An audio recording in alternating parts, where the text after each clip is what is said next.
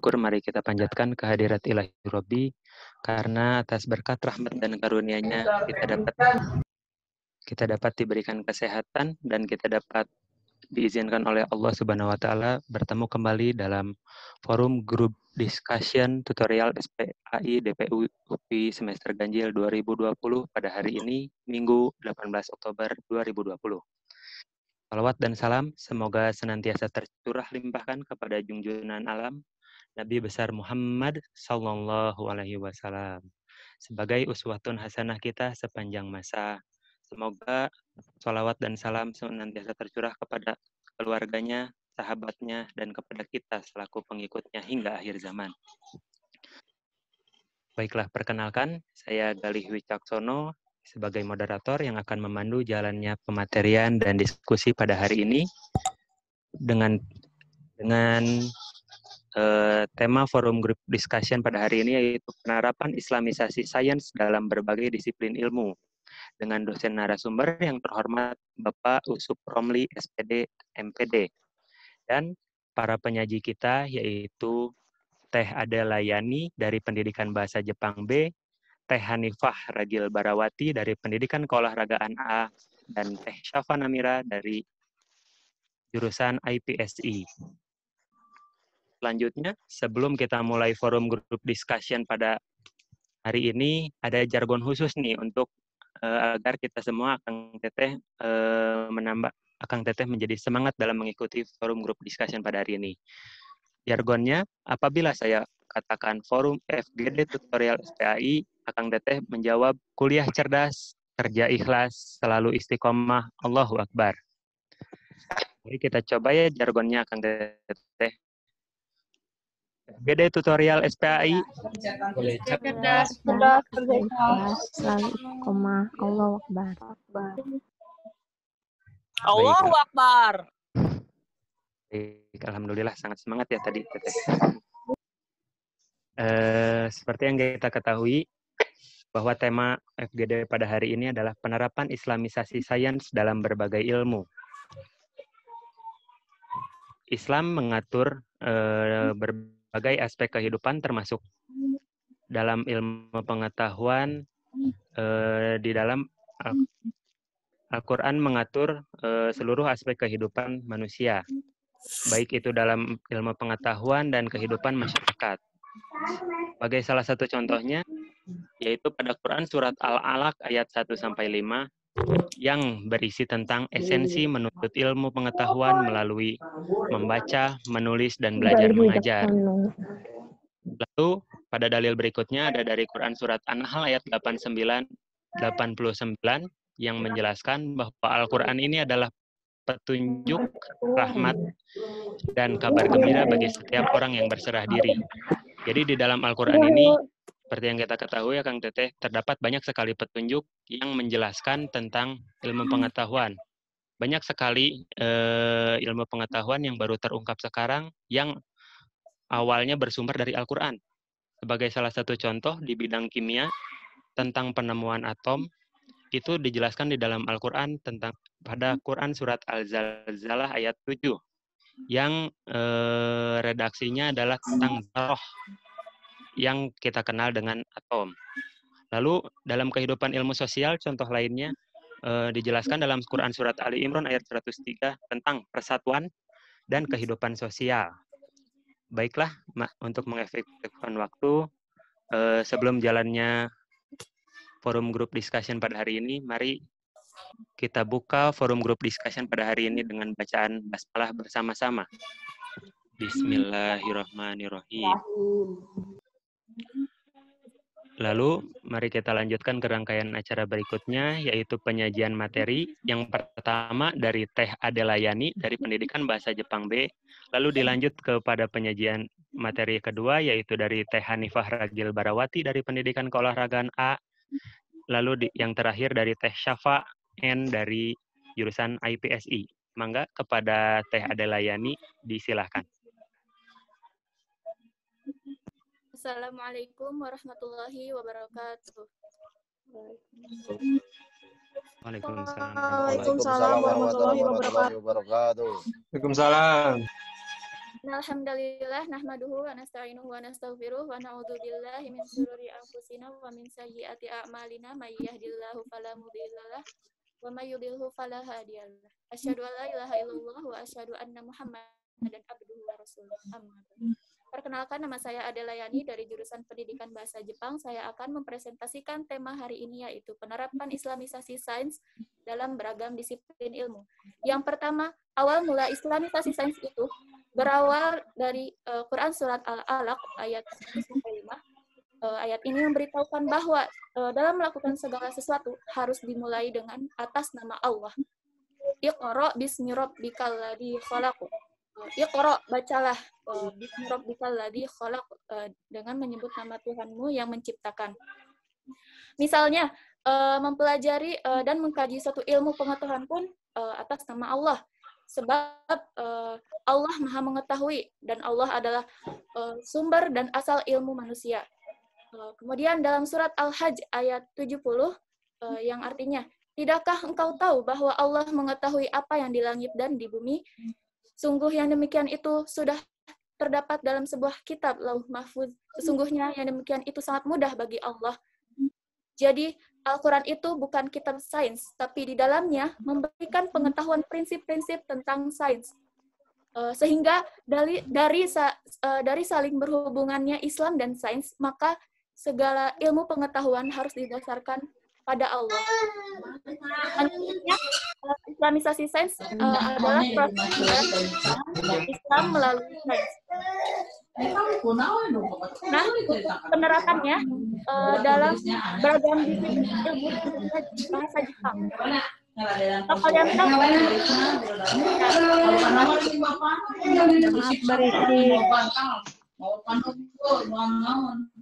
Punten berisik. Di-mute dulu. Kalau bisa host mute aja. apa kalian tahu siapa pencipta bahasa Jepang? Tentunya bangsa Jepang itu sendiri. Namun, semua itu tak lepas dari pertolongan Allah. Ingat Quran Surat Al-Hujurat ayat 13 yang artinya, wahai manusia, sungguh kami telah menciptakan kamu dari seorang laki-laki dan seorang perempuan, kemudian kami jadikan kamu berbangsa-bangsa dan bersuku-suku, agar kamu saling mengenal. Memang adanya bahasa itu agar kita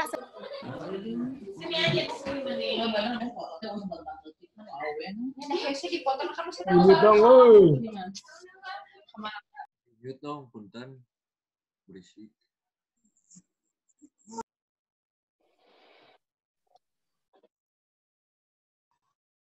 Penyajinya ke mute.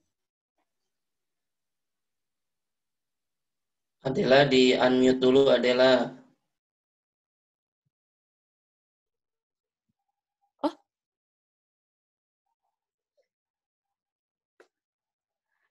Apa terdengar suaranya? Terdengar deh. Sudah terdengar. Jadi proses penyebaran pengembangan Islam melalui sains di Jepang itu ada ilmuwan-ilmuwan Jepang yang masuk Islam setelah mengetahui hasil penelitiannya.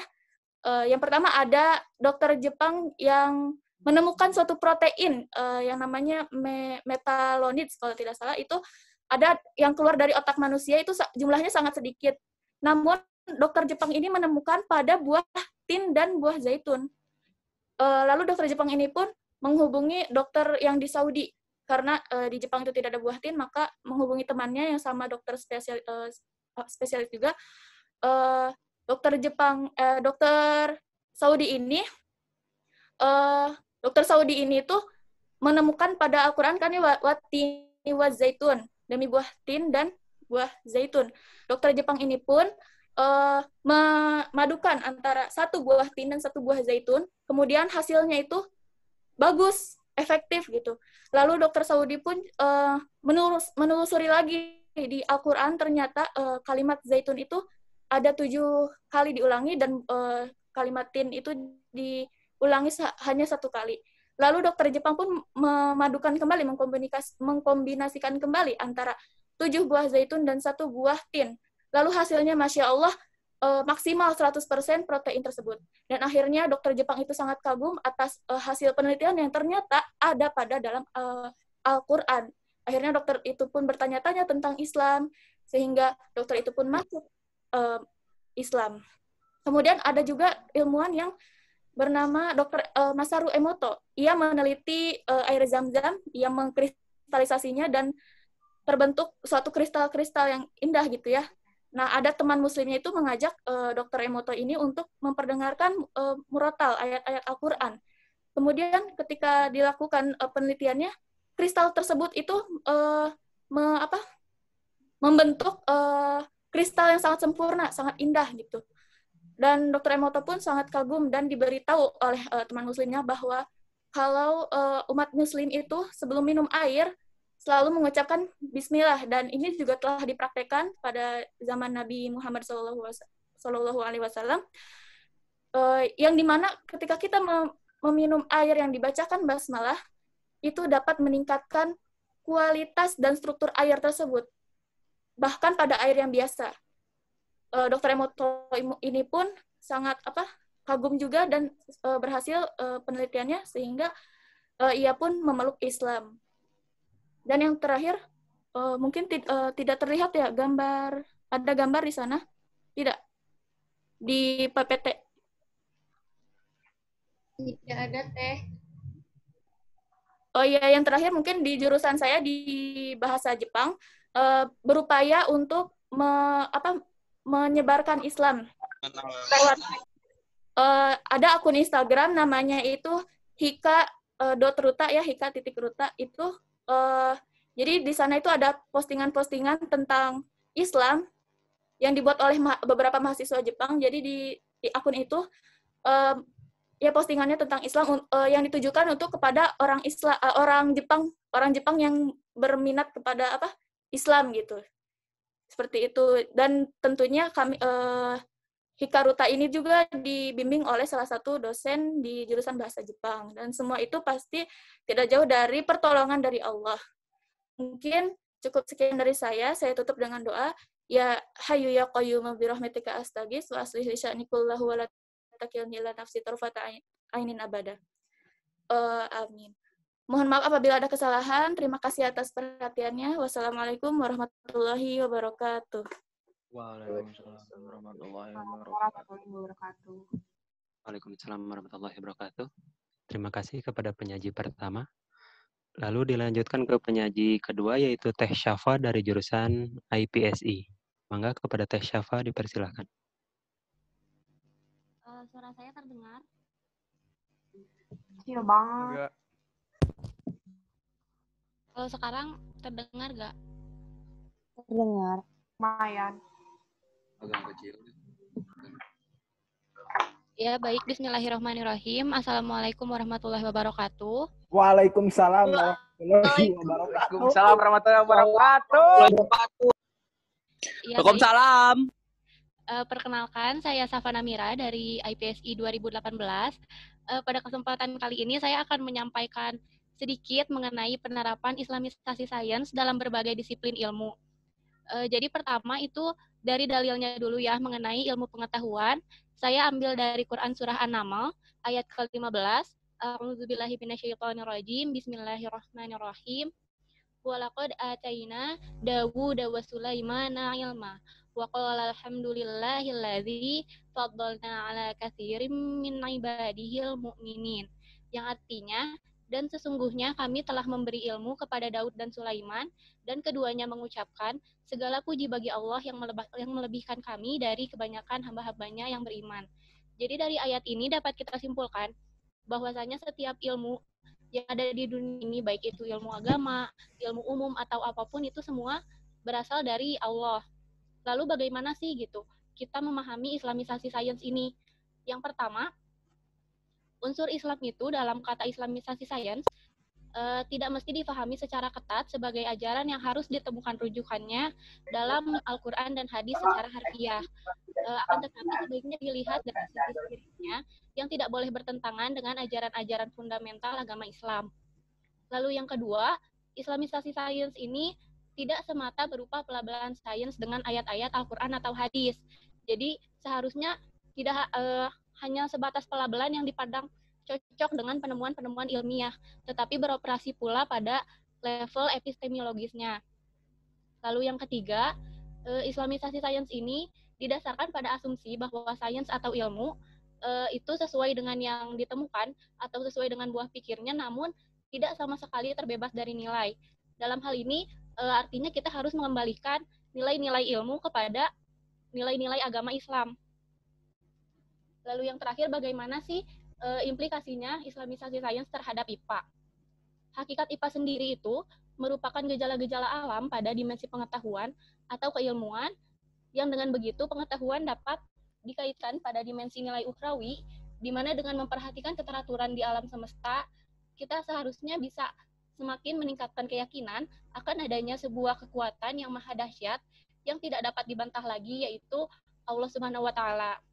Dimensi ini menggambarkan hakikat IPA itu adalah menautkan antara aspek logika dan aspek spiritual yang sementara ini dianggap tidak bisa digabungkan gitu dengan nilai-nilai agama. Maka dari itu seharusnya kita bisa mencari dan menemukan benang merah keterkaitan antara ilmu pengetahuan dengan nilai-nilai agama. Mungkin sekian dari saya. Bisa dilanjutkan kepada penyaji berikutnya. Terima kasih. Sama-sama, hidup mahasiswa, Safa. Assalamualaikum warahmatullahi wabarakatuh.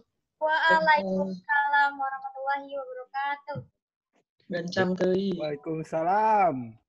Terima kasih kepada Teh Syafa dari jurusan IPSI.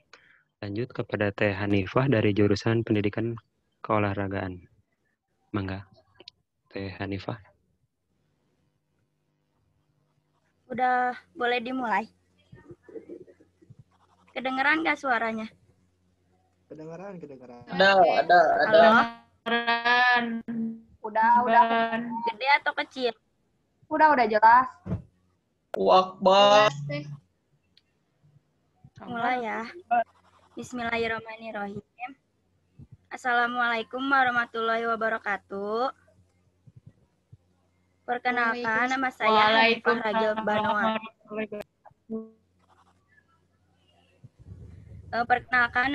Hanifah Ragil Banowati. Dari jurusan Pendidikan Kepelatihan Olahraga kelas A.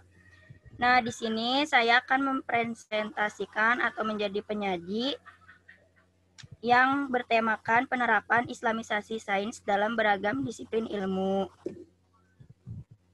Nah, apa sih pengertian Islamisasi sains? Nah, di sini tuh sebelum pengertian ada Science to Islam dan Islam to Science. Apa sih itu tuh?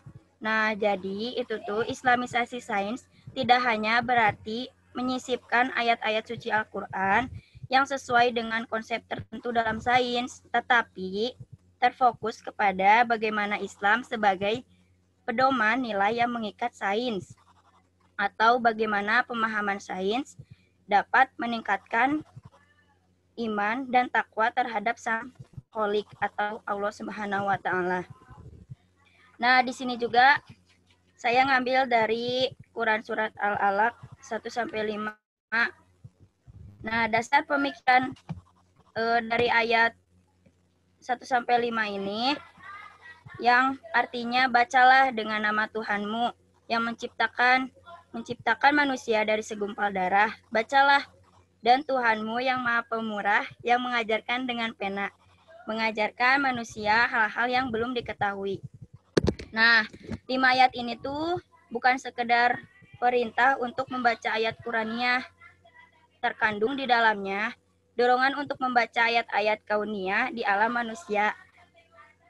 Kemampuan analisis untuk mengurangi rahasia balik semua fenomena alam. Kompilasi pengetahuan itu kemudian didokumentasi dan disebarkan melalui tulisan yang disimbolkan dengan pena. Nah, pembacaan ayat-ayat kauniyah ini akhirnya melahirkan sains. Contohnya seperti astronomi, fisika, kimia, biologi, geologi, dan masih banyak lagi. Nah, yang bisa kita dapatkan, jadi Kalau dari teori klasik menyatakan alam ini terdiri dari 4 unsur, yaitu tanah, udara, api, dan air.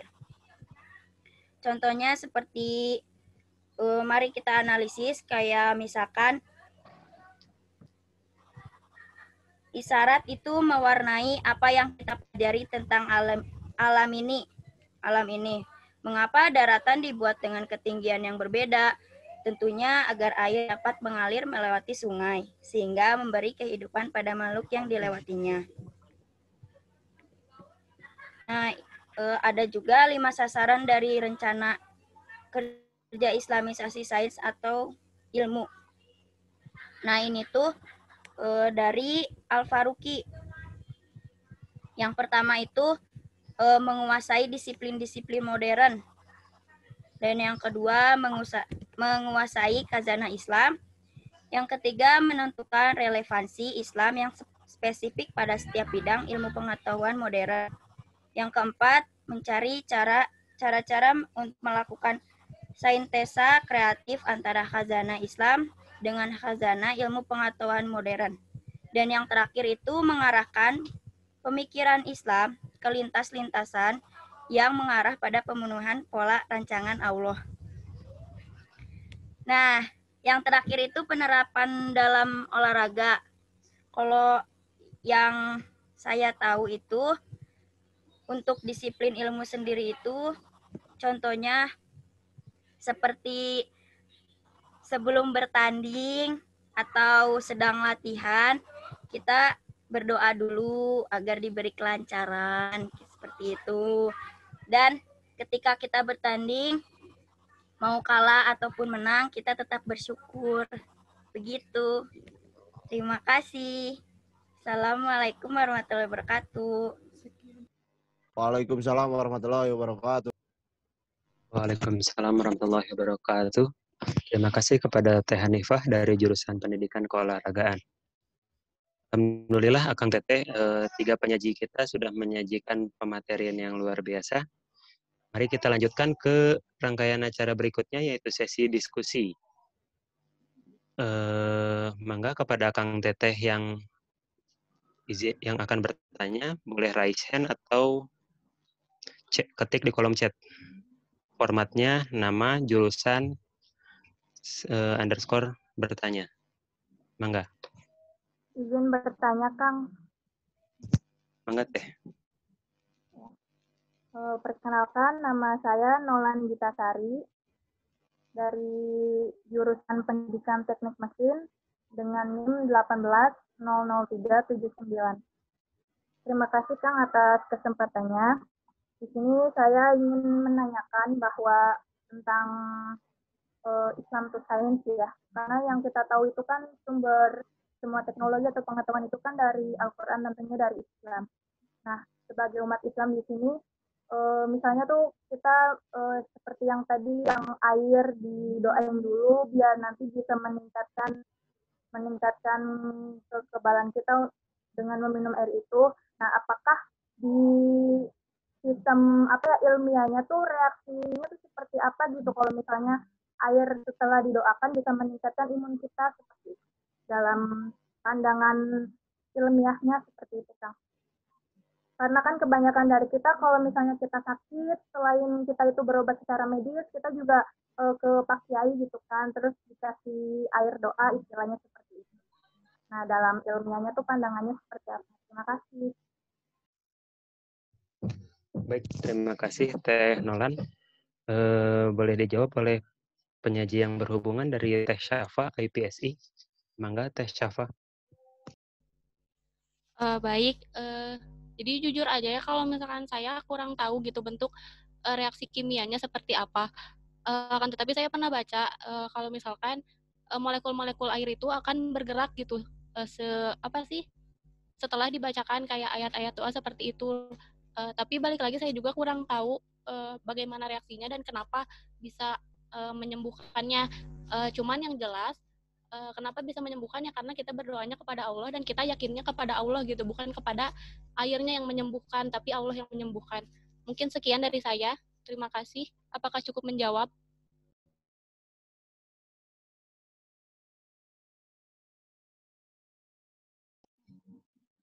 Gimana Teh Nolan? Apakah jawaban dari Teh Syafa dapat diterima? Ya, terima kasih Teh Syafa atas jawabannya. Terima Baik, kasih juga Teh Nolan. kita lanjutkan ke pertanyaan berikutnya. Mau nanya. Dari yang di chat dulu ya, sebentar ya Teh. Dari Teh Nia, mangga. Bismillah, perkenalkan saya Nia Damayanti Soliha dari Pendidikan Kimia. Izin bertanya kepada Teteh Hanifah ya, mengenai sasaran dan rencana kerja Islamisasi Sains menurut Al-Faruqi. Nah, tadi sempat dijelaskan juga mengenai sintesa kreatif antara khazanah Islam dengan ilmu pengetahuan modern. Nah, mau menanyakan bagaimana sih sintesa kreatif tersebut dapat menggerakkan umat Islam terhadap islamisasi sains ini. Terima kasih. Terima kasih.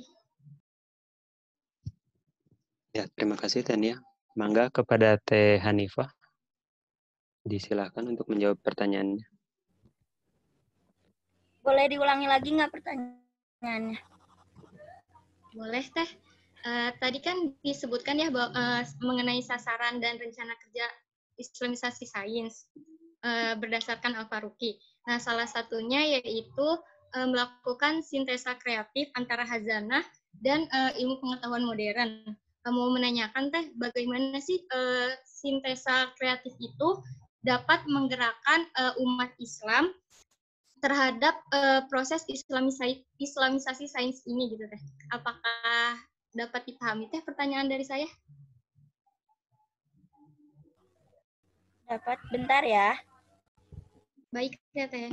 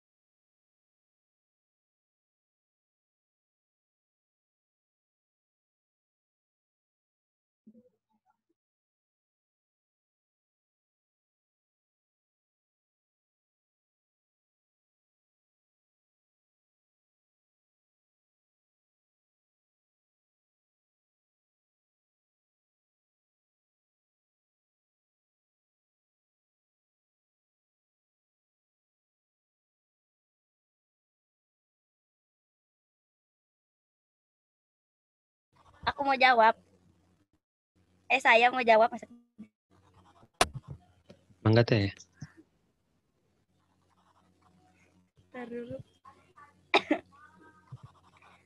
Jadi ini kan industri kreatif aja ya.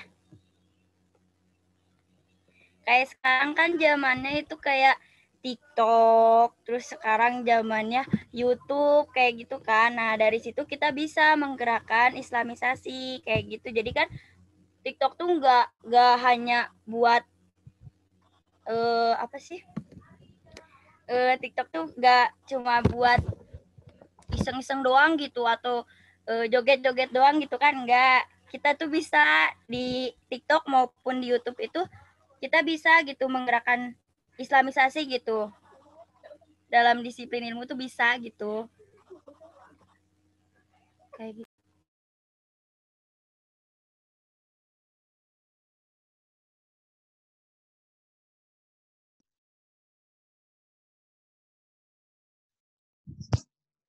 Baik, gimana Teh Nia? Apakah jawaban dari Teh Hanifah dapat diterima? Baik, terima kasih Teh Hanifah. Iya, sama-sama. Baik, lanjut ke pertanyaan berikutnya. Dari tadi ada yang Raisen ya? Dari Teh Luliana, mangga. Juliana.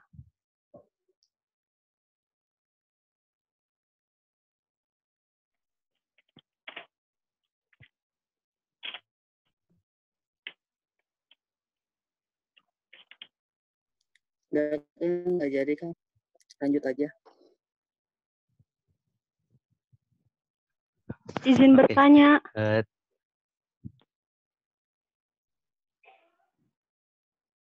Sebentar ya Teh. Tadi sebelum yang Raisen tuh ada Teh Elit yang mau bertanya Teh. Iya, Iya, mangga Teh. Bentar ya Teh Vida, mangga. ya saya ingin menanyakan kepada, nggak apa-apa ini ke Teh Hanifah lagi, A. Boleh mangga Teh. Oh iya.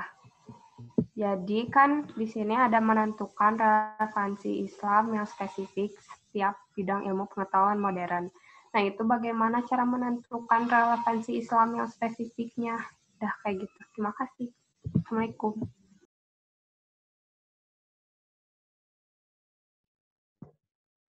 Waalaikumsalam. Mangga disilakan kepada Teh Hanifah untuk menjawab pertanyaan tentang relevansi Islam. Boleh diulangi lagi nggak? Bagaimana cara menentukan relevansi Islam yang spesifik pada setiap bidang ilmu pengetahuan modern?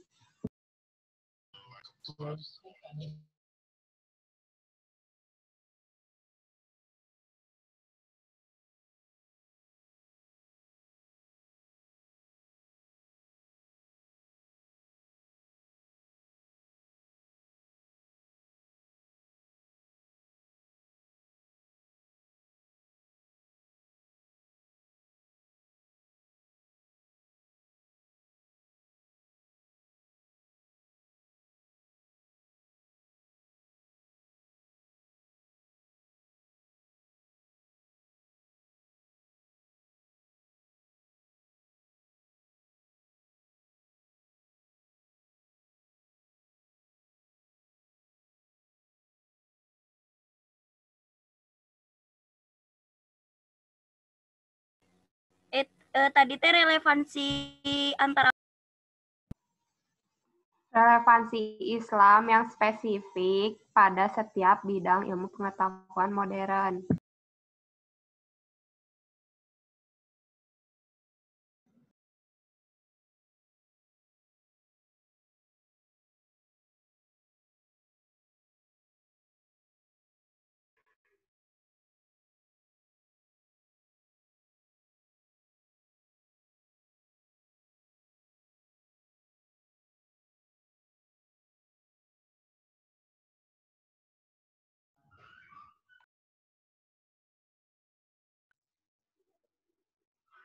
Pak Moderator, apakah saya boleh membantu menjawab? Boleh, mangga kepada Saudara Farhan. Tadi yang saya dengar relevansi yang spesifik ya. Kalau menurut saya kalau udah pakai bahasa spesifik itu perlu studi artikel lebih lanjut gitu. Jadi bukan studi artikel, studi literatur. Jadi kita perlu membaca lebih dalam lagi. Kalau tadi mungkin membahas tentang air tadi ya. Kalau dibacakan Al-Qur'an bisa bla bla bla dan lain sebagainya. Nah, itu tuh perlu ada studi lebih lanjut. Nah, kalau ini kan kita kalau menurut saya sih masih membahas hanya kulitnya sajalah. Jadi kita sedikit mengait-ngaitkan tentang ilmu pengetahuan alam, sains dengan ilmu agama gitu. Nah, tapi kalau untuk yang lebih spesifik menurut saya rasa nggak bisa dijawab sekarang gitu karena itu butuh studi literatur lebih lanjut. Itu aja sih. Terima kasih. Baik, sama-sama Kang Farhan dari jurusan Pendidikan Kimia ya. Bagaimana Teh Hanifah? Apakah Teh Hanifah akan menambahkan masukan dari Kang Farhan tadi?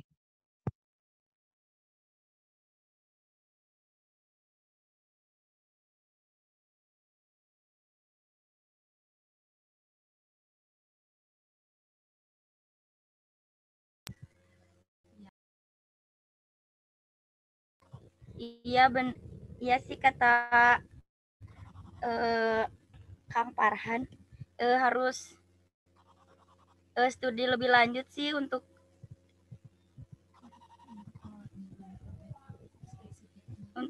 lebih spesifik mah gitu.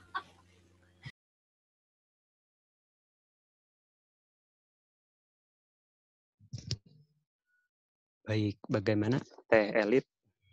Apakah ada tanggapan? Ya, sudah cukup. Baik, terima kasih kepada Teh Elit dan Teh Hanifah. Lanjut ke pertanyaan berikutnya tadi yang tertunda dari Teh Vida ya. Mangga Teh Vida boleh memperkenalkan diri. Oke, terima kasih Pak Moderator. Assalamualaikum warahmatullahi wabarakatuh. Perkenalkan, nama saya Vida Uliazah dari Pendidikan Teknik Mesin. Pertanyaannya buat siapa aja yang bisa menjawab ya. Tanggapan tentang ilmu pengetahuan, ilmu sains yang ada sekarang yang berhubungan dengan islamisasi sains yang seharusnya gitu. Itu aja. Ngerti nggak pertanyaannya?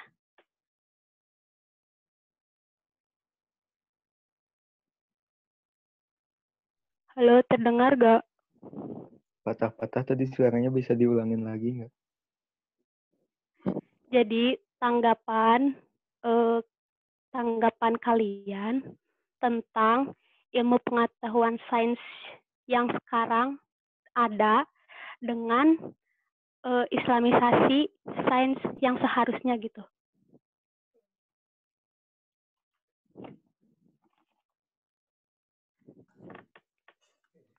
Udah. Berarti ini pertanyaan lemparan ya kepada siapapun yang dapat menanggapi, mangga. Tanggapan ilmu sains berhubungan dengan islamisasi sains yang seharusnya. Mangga kepada forum. Bang, boleh jawab nggak Bang? Tapi paling ini contoh-contoh aja sih. Boleh mangga perkenalan dulu. Oh iya. Dahulukan penyaji. Dahulukan dulu penyaji ya. Nanti boleh menambah. Siap Bang. Dahulukan dulu penyaji. Baru menambahkan. Oh iya, baik. Ya, maaf Pak. Mungkin penyaji yang belum ini Teh Adelayani ya. Mangga Teh Adelayani boleh menanggapi.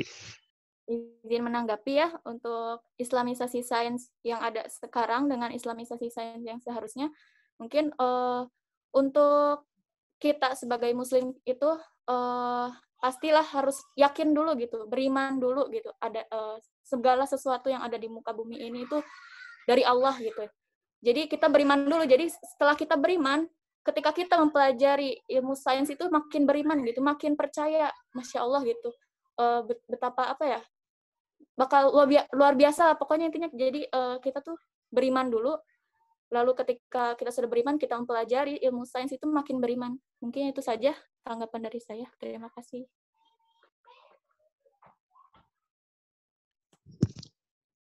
Terima kasih Teh Adeli.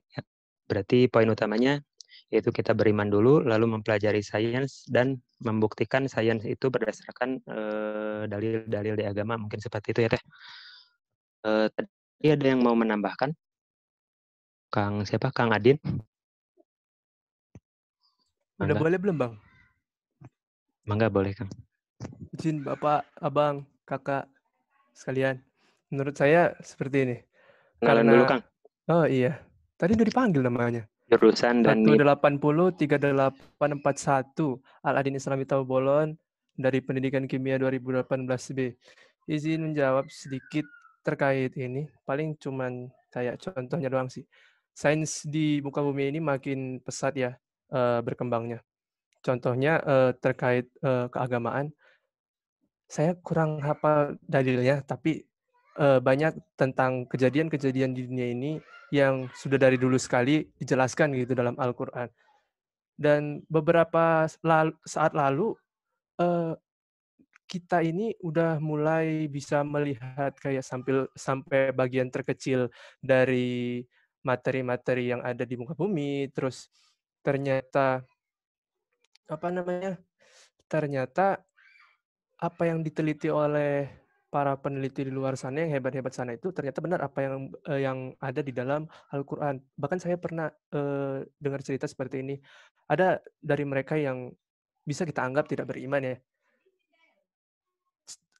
Terus dia belajar dari Al-Quran, tapi enggak Al-Quran tapi tidak diimani, dan dia teliti dari sisi sains dan ternyata benar, sehingga dia pun menjadi mu'alaf begitu ya cerita yang saya dengar. Jadi sebenarnya sains kita ini sudah banyak terbukti ya, mulai dari gejala-gejala alam. Jadi harusnya nggak usah terlalu ribet untuk nyari apa sih contoh-contoh konkretnya gitu. Iya.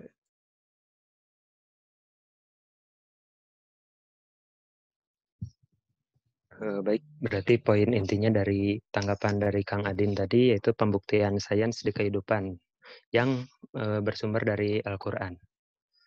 Bagaimana Teh Fida, apakah cukup jawaban dari Teh Adel dan Kang Adin tadi? Ya, cukup. Terima kasih. Baik, sama-sama Teh. Kita masih memiliki waktu 10 menit untuk diskusi. Kita lanjut ke pertanyaan berikutnya. Dari Teh Fitri Ayu dari Pendidikan Bahasa Korea. Mangga Teh Fitri Ayu bisa unmute.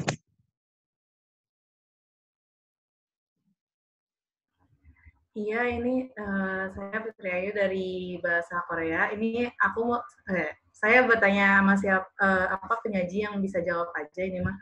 Kalau misalnya ada yang kesurupan kayak gitu, itu kan kalau menurut agama kan itu sebagai apa ya? Maksudnya badannya katanya diambil sama setan atau jin, badan kita lagi diambil gitu. Kalau dalam sains itu gimana ya penjelasannya? Atau ada hubungannya juga gak kayak gitu? Makasih. Baik, terima kasih pertanyaannya dari Teh Fitri berhubungan dengan kesurupan. Mangga kepada penyaji, siapa yang akan menjawab? Teh Adel, Teh Hanifah, atau Teh Syafa? Disilakan.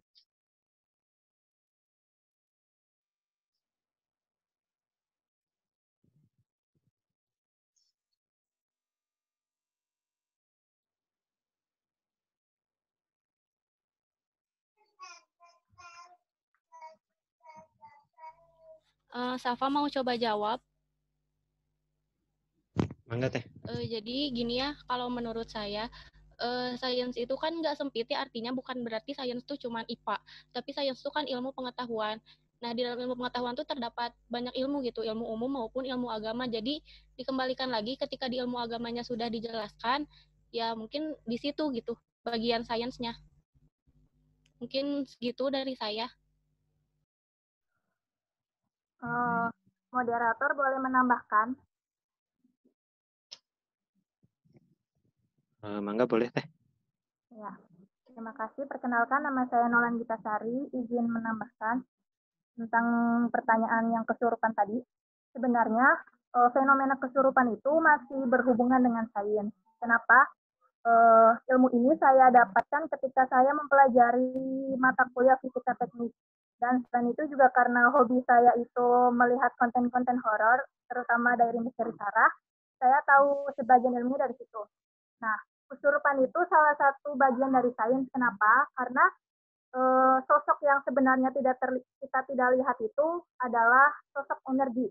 Nah, sama halnya dengan manusia. Manusia juga memiliki energi. Cuma bedanya manusia itu energinya itu lebih tinggi dibandingkan sosok yang tidak memiliki raga. Jadi energi manusia itu masih di atas si sosok tersebut. Nah, kenapa manusia itu bisa kesurupan? Karena ketika manusia itu energinya itu semakin menurun, nah faktor menurunnya energi itu bisa kita dapatkan itu apabila kita merasakan kesedihan atau ketakutan dan lain sebagainya. Energi manusia itu bisa menurun sehingga si energi manusia dengan energi sosok tersebut itu berbenturan gitu. Jadi hampir sama dengan energi sosok tersebut. Oleh karena itu, sosok yang tidak terlihat itu bisa masuk ke dalam tubuh kita seperti itu karena energi manusia itu rendah seperti itu. Nah, mohon dikoreksi apabila ada kesalahan. Ini saya dapatkan ketika mempelajari mata kuliah fisika teknik dan pengalaman menonton dari Misteri Sarah. Terima kasih. Kang izin menambahkan boleh gak Kang? Ya, mangga. Ya. Bismillahirrahmanirrahim. Assalamualaikum warahmatullahi wabarakatuh. Waalaikumsalam warahmatullahi wabarakatuh. Waalaikumsalam. Suaranya kecil, Bang. Perkenalkan, nama saya Asep Irfan Maulana dari Pendidikan Teknik Mesin A. Saya izin menanggapi mengenai pertanyaan dari Teh Fitri Ayu, apakah kesurupan itu masuk ke dalam sains atau tidak? Sebetulnya saya pernah dengar cerita, ada pembuktian, kita bisa simpulkan gini dulu lah, kesurupan ini kan hal gaib ya, kalau bicara di kita mah itu hal gaib, karena menyangkut makhluk yang di luar alam dunia gitu, istilahnya, yang saya pahami seperti itu. Terus si sains ini kan pembuktian dengan keahlian secara logis mungkin ya, secara logika, secara garis besarnya seperti itu. Apakah ada hubungannya atau tidak? Saya dengar cerita dari guru-guru saya pas SMA, pas ngaji juga dulu, ada pembuktian mengenai ketika wafatnya seorang manusia yang diangkat rohnya ke atas mungkin gitu ya. Nah, si manusia yang sedang sakaratul maut itu teh ditempatkan dalam satu kubus kaca dan di scan atau di kamera, diteliti, tapi tidak pernah terlihat sosok rohnya itu keluarnya kayak gimana, ke arah mana, ataupun kayak gimana. Nah, mungkin sama halnya aja ya dengan kesurupan, setahu saya pun manusia itu mempunyai mata lahir, mata batin. Ada lahirnya, ada batinnya juga. Ada sehat lahir, ada sehat batin. Dan setahu saya juga, nggak semua ilmu agama itu bisa dibuktikan dengan sains mungkin ya. Seperti itu mungkin. Terima kasih Pak Moderator.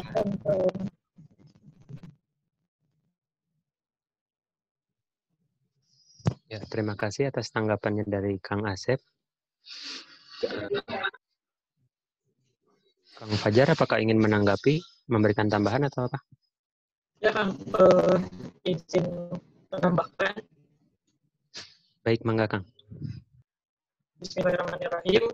Perkenalkan, nama saya Fajar Purnama Sidik dari Pendidikan Bahasa Sunda. Setahu saya tentang fenomena kesurupan. Nah, ini ada perbedaan pendapat antara beberapa ulama. Nah, saya tahunya gitu ya dari salah satu ormas Islam di Persis, di Dewan Hizbahnya mengeluarkan fatwa bahwa kesurupan itu tidak ada. Nah, yang dinamakan kesurupan itu malah disebutnya di fatwa tersebut, nanti bisa dicek ya, saya lupa nomornya. Katanya itu hanya gejala fisik, gejala tubuh saja. Ketika kita punya sistem saraf, ada saraf yang terganggu atau putus misalnya, nah itu bisa menyebabkan gejala fisik. Nah, kayak mengerang, kesakitan, itu katanya bukan karena kesurupan, itu malah gejala fisik. Dijelaskannya seperti itu. Nah, itu yang saya tahu ya. Jadi, bisa dijelaskan tentang sains juga, ke dalam sains juga, terutama ke dalam ilmu-ilmu yang termasuk ke dalam fisika bisa mungkin. Oke, terima kasih. Assalamualaikum warahmatullahi wabarakatuh. Waalaikumsalam warahmatullahi wabarakatuh. Terima kasih tanggapannya dari Kang Fajar. Apakah dari penyaji ingin menanggapi atau menjawab pertanyaan ini?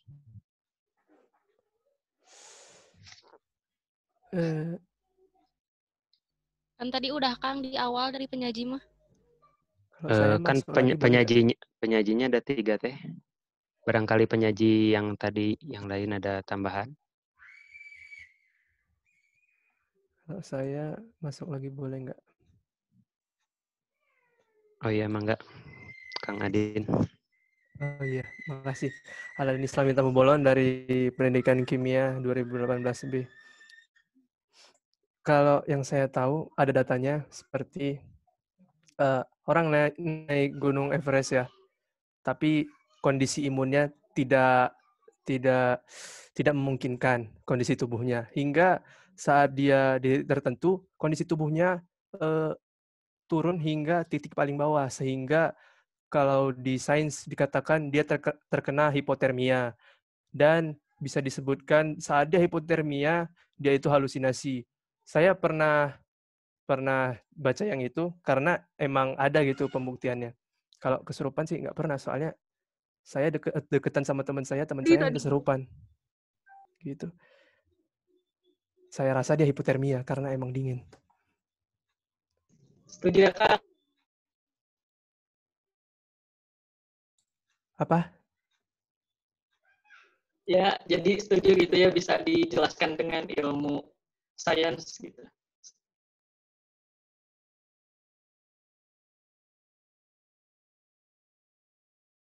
Oh ya, sekian dari saya. Wassalamualaikum. Waalaikumsalam warahmatullahi wabarakatuh. Alhamdulillah sesi diskusi pada forum group discussion pada hari ini telah selesai. Mangga dilanjutkan ke rangkaian acara berikutnya, yaitu kepada Pak Usup Romli, SPD MPD, disilakan untuk penyampaian materi.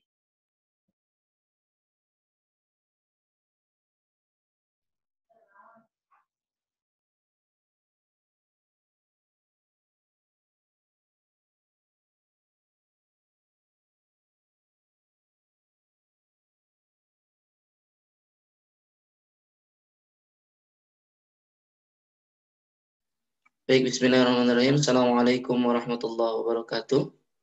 Suara saya jelas? Waalaikumsalam warahmatullahi wabarakatuh. Waalaikumsalam warahmatullahi wabarakatuh. Jelas, Pak. Waalaikumsalam warahmatullahi wabarakatuh. Jelas, Pak. Baik. Alhamdulillah rabbil alamin wa bihi nasta'in wa ala umuri dunya waddin wa ala alihi wa sahbihi ajmain. Rabbi shrah li sadri wa yassir li amri wahlul 'uqdatam min lisani yafqahu qawli. Amma ba'd.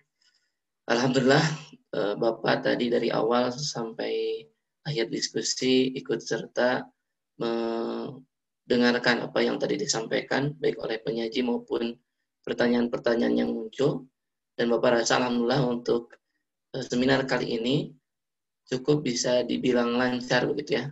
Meskipun memang ada beberapa hal yang memang perlu diperbaiki, dalam artian untuk pertanyaan-pertanyaan yang muncul itu bukan berarti ketika memang difokuskan kepada satu orang, harus orang itu saja yang menjawab, tapi penyaji yang lain bisa saling membantu begitu. Karena memang di sini penyajinya bukan satu begitu.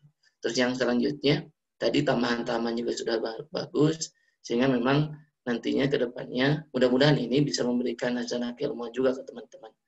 Nah, hari ini kita membahas tentang Islamisasi sains.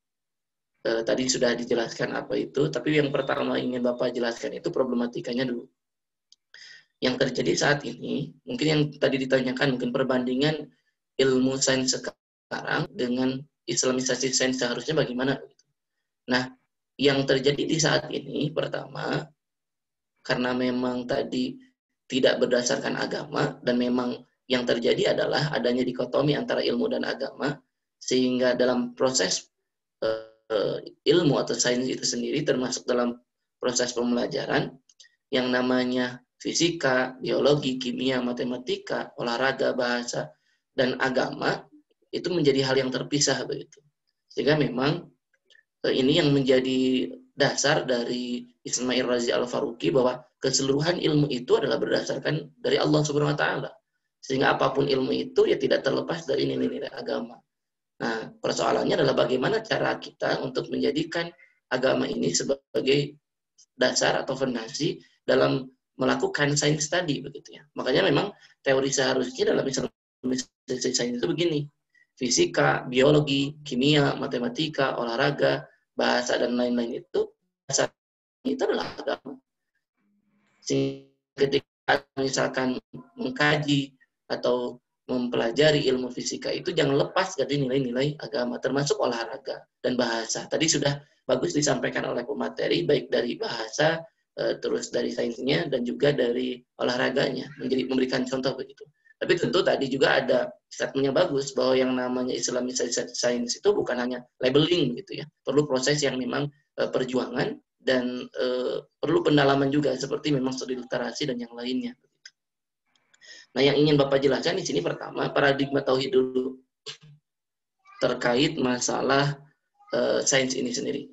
Ini teman-teman sudah hafal ya, surah Al-Fatihah ayat kedua, A'udzubillahi minasyaitonirrajim, Alhamdulillahi Rabbil Alamin. Maaf. Alhamdulillahi Rabbil Alamin. Di sini lihat bahwa Allah itu sebagai Rabb, Tuhan, dan Khalik sebagai makhluk. Nah, ketika Allah sebagai Khalik dan Tuhan ini, Allah menciptakan alam semesta, al-alamin. Makanya dikatakan dengan Rabbul Alamin, Tuhan semesta alam. Dan Allah pun di antara alam itu adalah ada manusia, makhluk.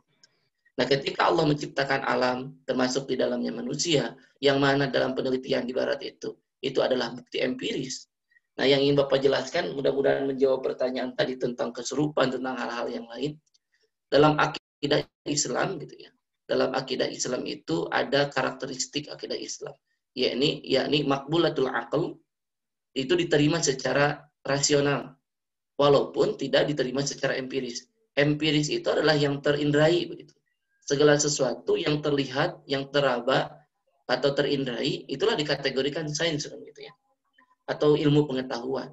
Yang memang inilah yang tadi Bapak jelaskan di awal, yang terjadi di Eropa atau di kita termasuk juga menganut paham itu, bahwa ada gitu di golongan kita yang menyebutkan antara agama dengan keilmuan itu berbeda, karena agama itu bukan hanya perkara yang empiris saja, bahkan kebanyakan dari akidah kita itu adalah perkara yang gaib, sehingga memang tidak, menurut mereka itu tidak bisa digabungkan. Padahal segala sesuatu yang tidak empiris itu bukan berarti tidak rasional. Mudah-mudahan teman-teman paham ya. Empiris itu lebih kepada indrawi, kalau rasionalitas itu lebih kepada kemampuan berpikir kita. Tidak semua yang tidak terlihat itu tidak ada, begitu. Kita tidak bisa melihat jantung kita, bukan berarti jantung kita tidak ada. Oh Pak, bisa CT scan, bisa. Kita tidak bisa melihat alur pikiran diri kita, tidak bisa melihat alur pikiran teman-teman Anda semua, bukan berarti teman-teman Anda dan diri Anda tidak punya pikiran. Tidak ada pikiran. Nah, artinya tidak semua yang tidak terlihat itu artinya tidak diterima secara rasional, begitu. Nah, Allah sudah memberikan itu.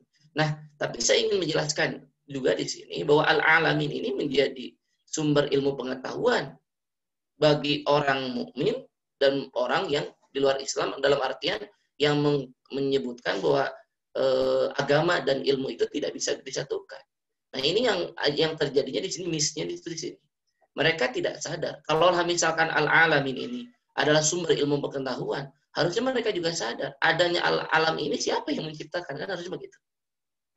Maka ketika misalkan dikategorikan tadi, oh ini sumber ilmu pengetahuan itu adalah al-alamin, maka dikategorikan sains begitunya. Maka yang harus disadari sekali lagi, adanya alam ini. Al-alamin ini kan akar katanya sama seperti ilmu. Alama, ilmun, kan begitu. Maka ada keterkaitan. Benar, secara empiris itu alam itu sebagai sumber ilmu pengetahuan. Secara keimanan pun alam itu adalah sumber dari ilmu pengetahuan. Maka sebenarnya sumber ilmu pengetahuan, sumber alam itu adalah dari Allah Subhanahu wa taala, dari Rabb. Dan yang harus teman-teman ketahui juga, dalam Al-Qur'an dijelaskan, manusia pun memiliki ilmu, bisa berasal dari sumber ilmu pengetahuan yaitu alam tadi. Manusia itu bisa mengkaji dan yang lainnya. Bahkan ketika manusia meneliti diri manusia itu sendiri kan luar biasa itu. Tidak bisa kita pahami dengan satu ilmu saja.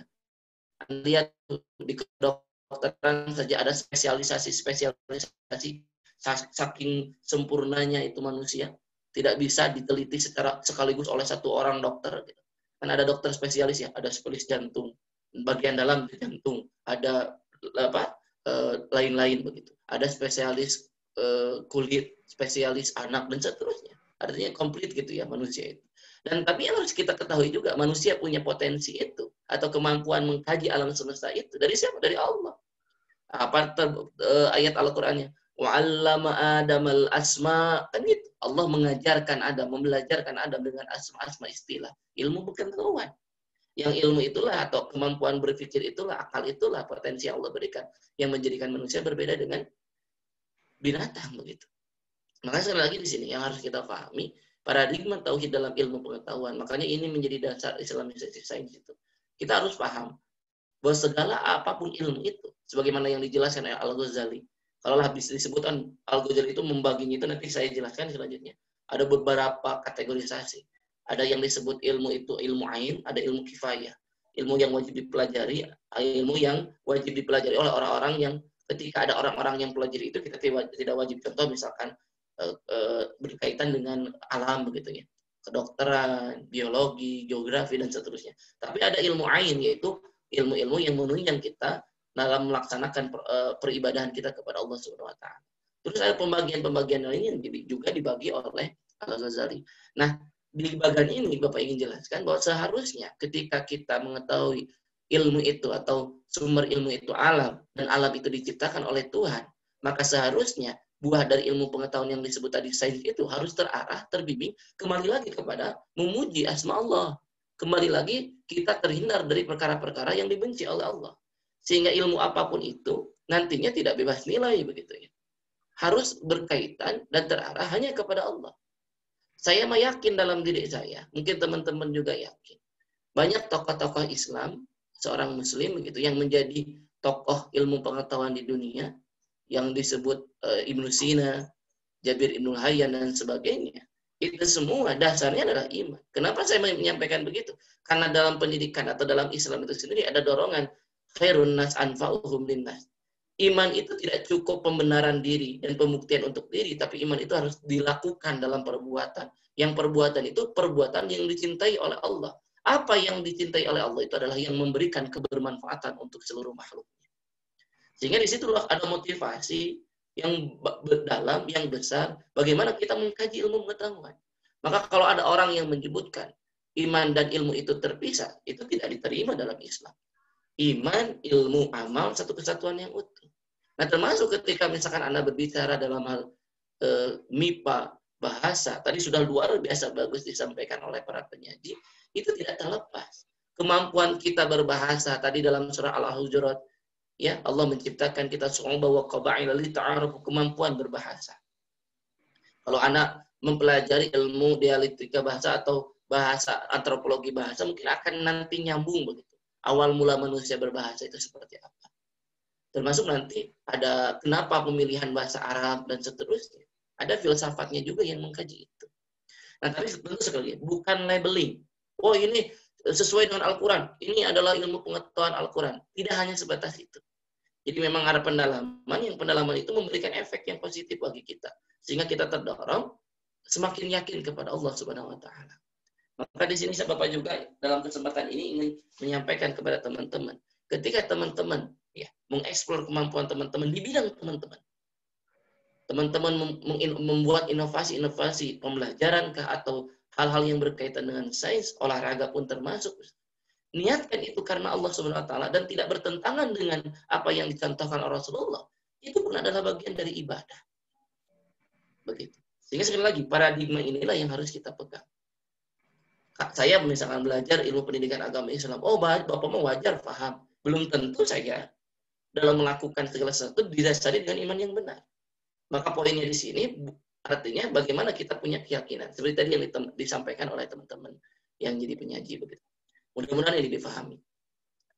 Nah, selanjutnya tadi serta klasifikasi ilmu Imam Al-Ghazali ini banyak ya. Yang tadi Bapak jelaskan itu hanya ini nih. Pembagiannya itu syariah secara fardu ain dan fardu kifayah. Kalau di sini secara umum ilmu itu ada proses, ada objek. Prosesnya itu ada hissiyah, akliyah, laduni, laduni. Apa hissiyah itu indrawi, akliyah itu akal, laduni itu lebih kepada hidayah diniyah. Ada misalkan di sini juga objeknya, ada yang ilmu tercela, ada yang terpuji, terpuji ya, teruji dan terpuji begini. Nah, ketika yang teruji ini ada ain, ada kifayah dan seterusnya. Artinya sekali lagi kita tidak bisa lepas dari itu semua. Haruslah ketika kita mempelajari ilmu apapun, bisa tadi yang seperti dijelaskan oleh Hanifah. Bukan hanya sekedar ya. Kita bismillahirrahmanirrahim, lalu kita olahraga itu dikategorikan islamisasi sains kalau dalam kacamata Ismail Razi Al-Faruqi. Tapi ketika misalkan kita mempelajari ilmu olahraga, artinya bukan hanya lafal, gitu. Penghadiran Allah, begitu ya. Menghadirkan Allah dalam setiap aktivitas. Lalu ketika misalkan berbicara dengan olahraga, itu ada kaitannya dengan ayat Al-Quran, bisa Anda sisipi. Tapi memang itu sekali lagi tidak bisa serta-merta kita yang melakukan itu. Perlu ada kajian-kajian juga, dan kita harus paham. Selanjutnya, nah ini 5 konsep islamisasi sains. Yang pertama merupakan pendekatan instrumentalistik. Apa maksudnya? Nanti sebenarnya di PPT ini ada penjelasannya, tapi nanti Bapak mungkin lebih akan share saja ke pengurus dan bisa dibagikan ke teman-teman. Instrumen di sini adalah bahwa ilmu itu adalah sebagai instrumen alat bagi kita bagaimana caranya mendekat kepada Tuhan. karena ilmu itu berasal dari Tuhan, yaitu Allah Subhanahu wa taala, maka kita pun diberikan potensi oleh Allah untuk memiliki ilmu itu, maka ilmu yang kita miliki harus terarah dan terbimbing hanya kepada Allah Subhanahu wa taala sebagai alat mendekatkan diri kepada Allah Subhanahu wa taala. Dan di antaranya adalah dengan konsep Islamisasi sains. Terus selanjutnya, konsep justifikasi. Maksudnya di sini adalah ketika ada ilmu pengetahuan, kita kaitkan dengan ayat Al-Qur'an dan Sunnah, lalu kita justifikasi sesuai atau tidak di situ, ada kajian di dalamnya, bisa masuk ranah ijtihad dan seterusnya. Terus yang selanjutnya juga ada pendekatan sakralisasi. Artinya di sini penghadiran Allah dalam setiap aktivitas. Dalam setiap aktivitas sains, baik mencari, meneliti, dan yang lainnya, termasuk dalam proses pembelajaran. Terus yang selanjutnya, integrasi. Nah inilah yang membedakan antara pendidikan Islam dengan pendidikan di luar Islam, yakni adanya integrasi antara ilmu dan agama. Adanya integrasi antara ilmu dengan ilmu yang lain. Ada integrasi antara pemahaman satu dengan yang lainnya. Bahwa tadi ada pendapat-pendapat yang menyebutkan, oh ini pendapat ulama ini begini, pendapat ulama ini begini. Jangan dipisahkan. Itu jadikan hazanah pemahaman bagi kita. Yang terakhir tentunya kita yang memilih mana yang mungkin menurut kita benar atau salah. Tapi apa yang kita yakini benar itu jangan teman-teman jadikan alat untuk menghakimi pilihan orang lain. Terus selanjutnya juga ada paradigma Islam. Apa paradigma Islam yang tadi? Bahwa pendidikan atau ilmu itu harus didasari, harus diarahkan dan terbimbing, baik masalah dalam hal niatnya, prosesnya, dan hasilnya, untuk bagaimana caranya kita kembali lagi untuk mengesahkan, mengagungkan Allah Subhanahu wa taala. Ini ada ungkapan sedikit dari saya, Islamisasi adalah suatu proses yang terarah dan terbimbing menuju ilahi, bukan sekedar labelisasi. Nah, izinkan Bapak ingin ikut menjawab gitu ya, pertanyaan-pertanyaan dari teman-teman yang tadi sudah disampaikan begitu ya.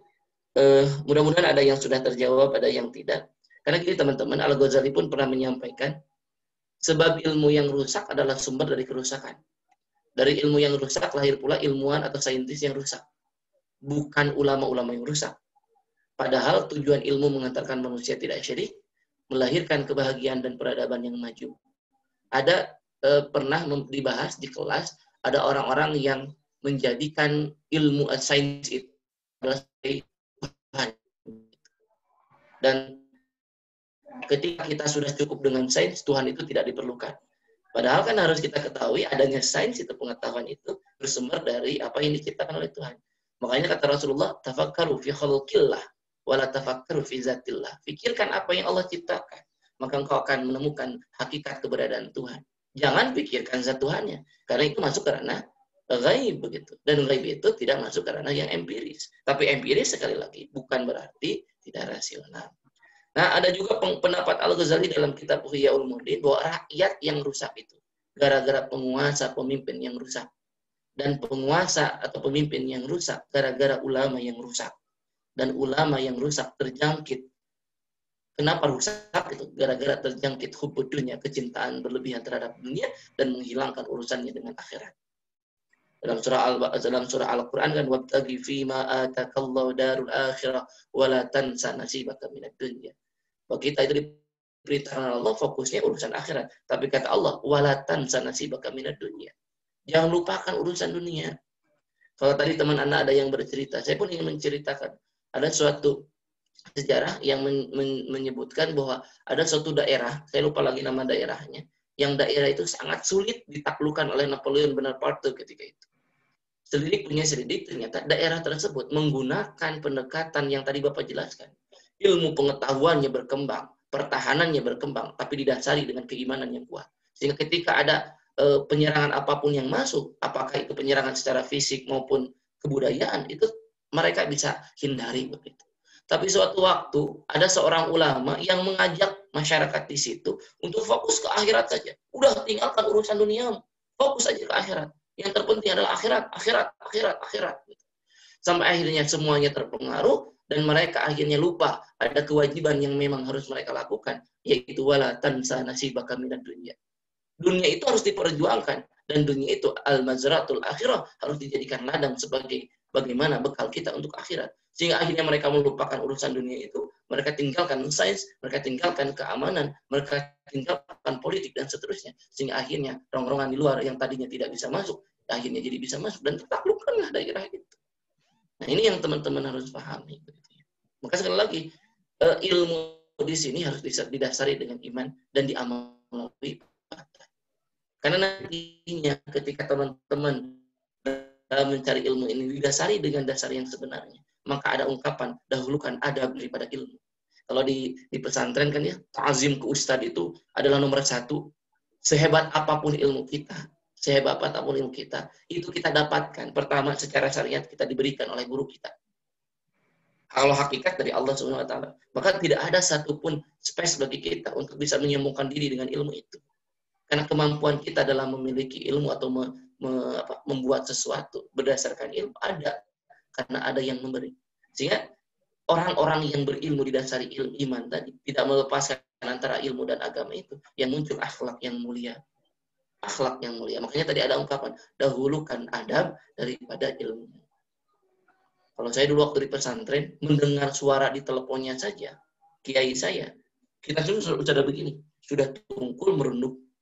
Bahkan saya pernah mengalami suatu waktu, saya disuruh mengambil baju untuk pengurus, menggunakan motor Pak Kiai, pengasuh saya, dengan teman-teman. Di sepanjang jalan itu, semua masyarakat menundukkan pandangan. Karena melihat ilmu itu diniatkan hanya untuk dan karena Allah Subhanahu wa taala, maka pandangan makhluk itu pun akan mengikuti. Sebaliknya ketika kita punya ilmu tidak didasari dengan iman yang sebenarnya, muncul kesombongan. Jangankan Allah memuliakan Anda, orang-orang di sekitar Anda pun tidak akan memuliakan Anda karena kesombongan itu. Maksudnya lagi, antara ilmu dan iman dan amal itu tidak bisa dilepaskan satu sama lain. Nah, terkait tadi ada pertanyaan tentang sasaran kerja Islamisasi sains, berarti Ismail Raja Al-Faruqi Bapak sudah jelaskan. Ya, terus relevansi yang spesifik. Sebenarnya kita bisa mengkaji juga relevansi yang spesifik itu. Tapi memang kalau kita tidak punya bahan, kalaulah tadi kata teman Anda itu harus studi literasi begitu supaya lebih mendalam. Jadi jangan sekedar labelisasi, bisa. Ya, kalau saya pribadi misalkan begini, kan kalau tadi ilmu dikaitkan dengan keislaman. Sekarang keislaman kita kaitkan dengan keilmuan. Saya karena di rumah nih anak saya datang. Jadi gini, saya selalu berpikir secara rasional. Kenapa sih Allah memerintahkan kita sholat berjamaah? Ada nilai-nilai pendidikan apa yang Allah berikan? Kenapa sih Allah mensyariatkan sholat asar, sholat zuhur?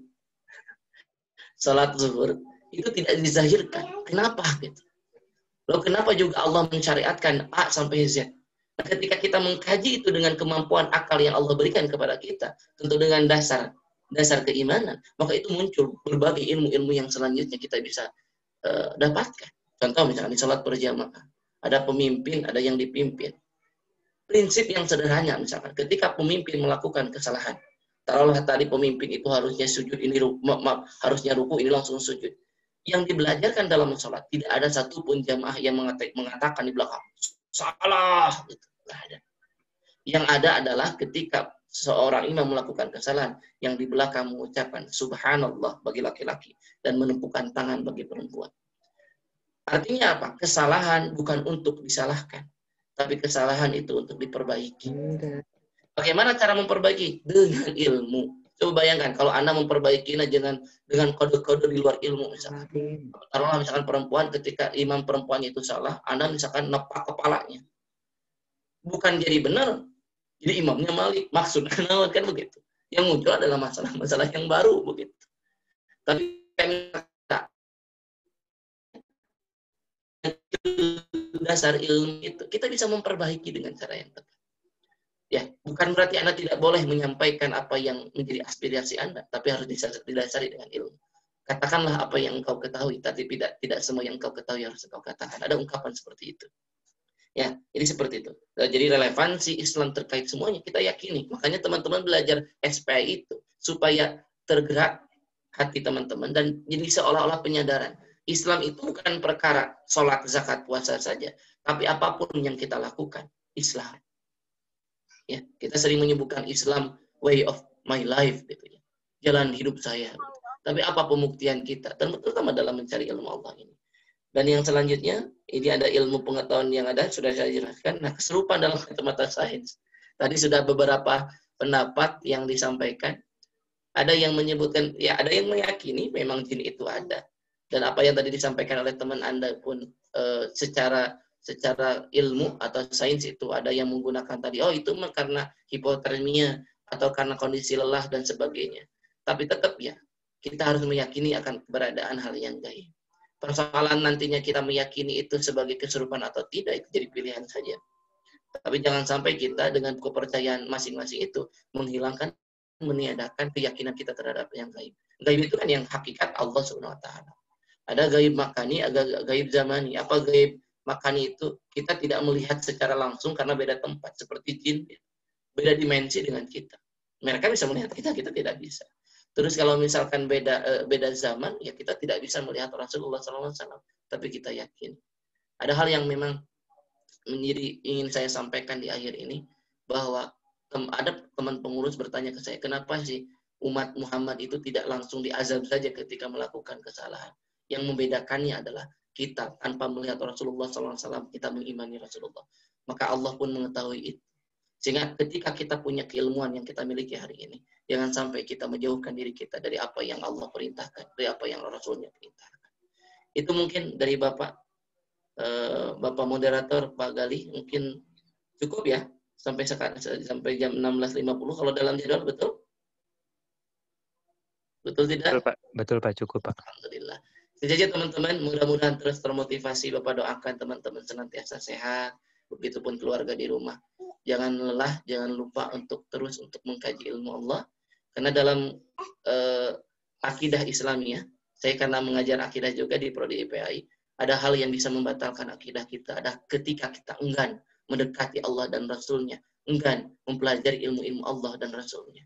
Karena ketika kita jauh dari ilmu Allah itu, sekali lagi, ilmu apapun itu adalah ilmu Allah. Tapi yang Bapak maksud adalah ketika teman-teman tidak menguatkan keimanan teman-teman, tidak mempelajari hal-hal yang berkaitan dengan iman, termasuk misalkan di bahasa, teman-teman kaitkan, hadirkan Allah, sehingga teman-teman selalu dekat dengan Allah. Dan ketika dekat dengan Allah, insya Allah keimanan kita terjaga, insya Allah. Terima kasih, mohon maaf apabila ada kekurangan dan khilafan. Bapak cukupkan, bila taufiq wal hidayah. Assalamualaikum warahmatullahi wabarakatuh. Waalaikumsalam warahmatullahi wabarakatuh. Baiklah, terima kasih. Bapak izin live duluan ya, Gali ya. Iya, baik Pak. Terima kasih banyak Pak. Assalamualaikum. Waalaikumsalam warahmatullahi wabarakatuh. Terima kasih Pak. Baik, terima kasih Pak. Assalamualaikum warahmatullahi wabarakatuh Pak. Terima kasih banyak kepada Pak Usup Romli SPD MPD yang sudah menyampaikan pemateriannya tentang penerapan Islamisasi sains dalam berbagai disiplin ilmu. Baiklah, izinkan saya Kang Gete untuk membacakan kesimpulan pada acara FGD pada hari ini. Pak Yusuf Romli tadi menyampaikan tentang paradigma tauhid, yaitu ilmu harus didasari dengan tujuan mengesahkan Allah.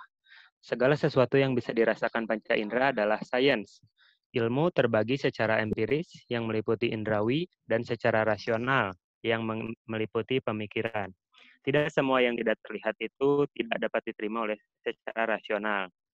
Jika alam adalah sumber ilmu pengetahuan, berarti harus disadari alam ada yang menciptakan, yaitu Allah Subhanahu wa Ta'ala. Manusia memiliki kemampuan mengkaji ilmu yang bersumber dari Allah Subhanahu wa Ta'ala. Pembagian ilmu secara syariah dibagi menjadi dua, yaitu ilmu kifayah, yaitu ilmu yang tidak harus atau yang tidak wajib dipelajari oleh setiap orang, seperti ilmu kedokteran dan lainnya.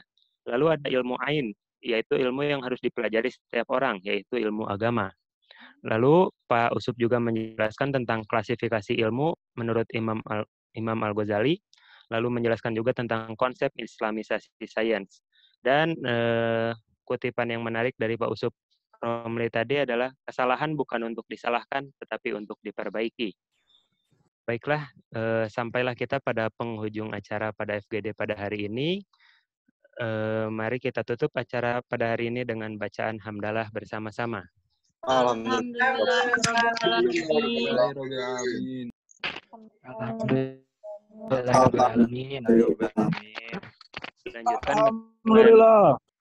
Dilanjutkan dengan doa kifaratul majlis. Allahumma bihamdika asyhadu La an la ilaha ilaha illa anta illa anta, astaghfiruka wa atubu astaghfiruka wa ilaik. atubu ilaik. Saya Galih Wicaksono sebagai moderator pamit undur diri. Dan kepada Kang Teteh yang belum mengisi presensi out, harap mengisi terlebih dahulu. Mohon maaf apabila ada kesalahan. Wassalamualaikum warahmatullahi wabarakatuh. Waalaikumsalam warahmatullahi wabarakatuh.